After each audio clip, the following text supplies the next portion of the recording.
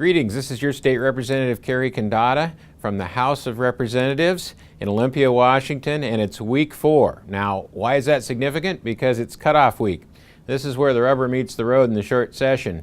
Everything has to be out of policy committee in the next few days. So there is a mad rush to amend bills, to make conversations with the folks on the committee to try to get these bills out, because if they don't get out, it's over for the policy bills. Now the fiscal bills, anything that has a fiscal impact, would actually be next week, so we've got a little time on those. I'm happy to say that most of the bills I'm working with are moving forward, and we have quite a few. One of them that is very important in our district is the property tax a bill that actually makes it easier for our counties to administer property tax. It allows for partial payments, some adjustments on the penalties, a little more flexibility, because property taxes can be very testy in a tough economy.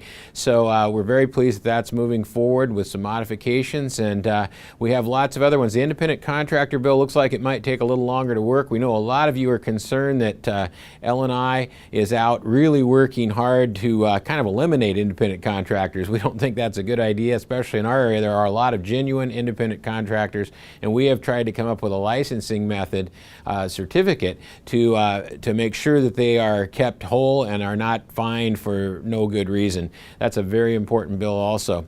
On the 502 front, legalized marijuana, there's a number of bills floating around to try to bring the medical marijuana program into the 502 program. It looks like the 502 program is on schedule with over 3,000 applications for production retail. They actually had to hire the lottery to do a lottery for the licensing, which is kind of interesting. In the end, I think the program will be out on time. First retail stores will open sometime in June or July, and there are a couple of major bills that may provide local taxes, which was an oversight in the original initiative. There were no local taxes. We are working round the clock to get that to happen. Because these are going to come, it's state law, they're going to be out there, and there's no reason that counties and cities shouldn't share in the profits of this program. So it looks like that is on track. So folks, we've got a lot going on. We're in a very pressure mode right now. Some of the things you were most concerned about, it appears now we've had the head of the Senate Transportation Committee tell us the gas tax is dead for now.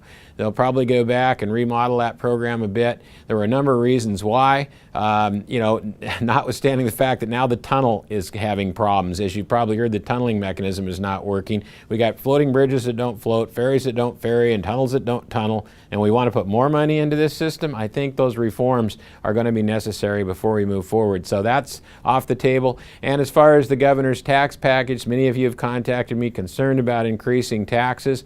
Probably not likely that that's going to happen. So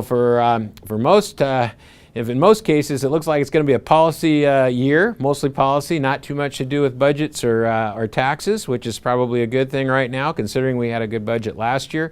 And we hopefully get out of here on time. We'll see how this goes. Next week, we'll let you know what flies, what dies, and where we go from here. This is your State Representative Cary-Condotta from the 12th District.